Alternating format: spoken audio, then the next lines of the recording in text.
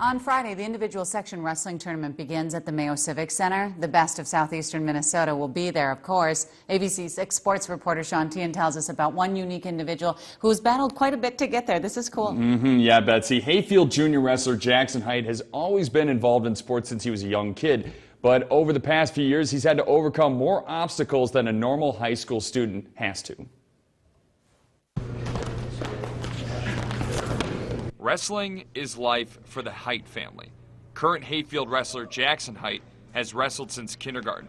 But back in 2012, near the end of his 7th grade school year, on his family's farm in nearby Sargent, Jackson was dealt a tough hand. He was on the farm working, and at the end of the day, he couldn't walk very well. Had a lot of pain. So I knew that wasn't right. Doctors had found chondroblastoma, a non-cancerous tumor in his hip. I didn't really know what to think. I didn't know what it was like. I don't know. I was kind of shocked for a second. So Jackson had to have hip surgery to remove the tumor. You tried to, keep it positive, more line of it could be worse. But it's a pretty serious surgery, what he had to do. In 8th grade, he couldn't play any sports. He returned to the wrestling mat his freshman year at Hayfield.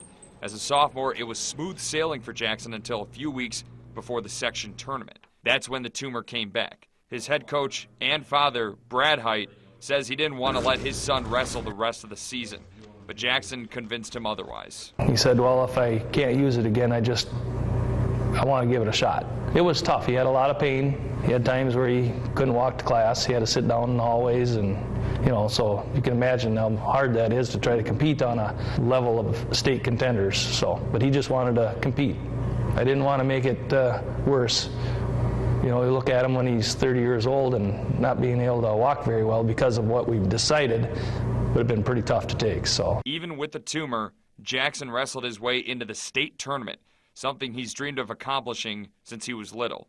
After the season, he had a second hip surgery to remove the tumor. there was a possibility they would have had to put a metal hip in, and that could have been done. So I didn't know what was going to happen after that state tournament match. I was nervous. Jackson's second surgery was successful.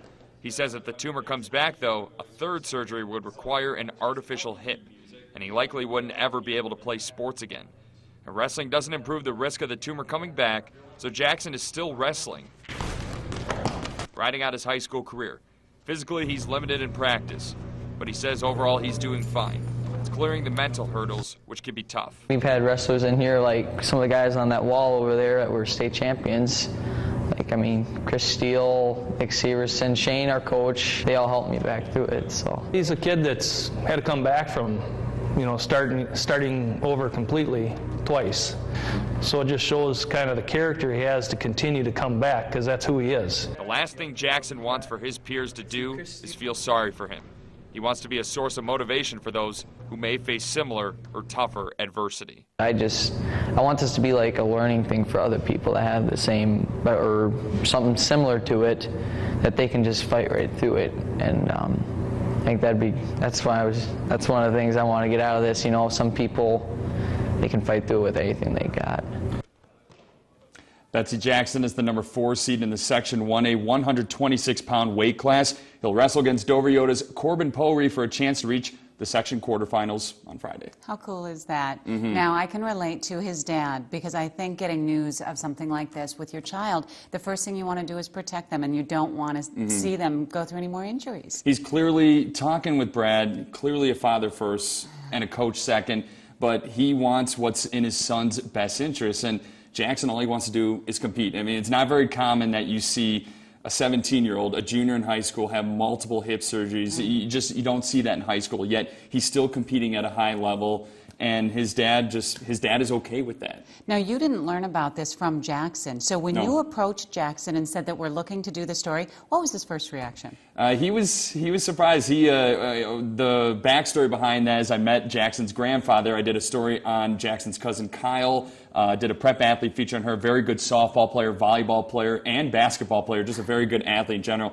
Athletics runs in the Heydt family, clearly. Yeah. But anyways, Jackson's grandpa approached me about this story, and I was instantly just very interested and curious to learn more about Jackson's condition, his ability to fight through so much adversity. So really, credit goes to Jackson's grandfather, and it's just he's an awesome kid, and I wish him nothing but the best. Okay, one other quick question. A lot of times when we sit across from people and we talk to them about their story, we end up taking away something more. What was it that really hit you about Jackson? You can always fight. I mean, if you put your mind to something, you can always fight past a mental obstacle or everything. You talk about physically, you know, he has to deal with enough. He can't really run as well as he used to. As you can see, he's doing exercises to stretch out that hip, stretch out those hip muscles. But he's still wrestling at such a high level, and that just shows, you know, if you're limited somehow, you can fight past it too. Yeah, cool. Good story. Thank you. All right, and good luck to Jackson as he moves forward. We want to remind everybody that the individual tournament begins on Friday afternoon. It is at the Mayo Civic Center. We'll be right back.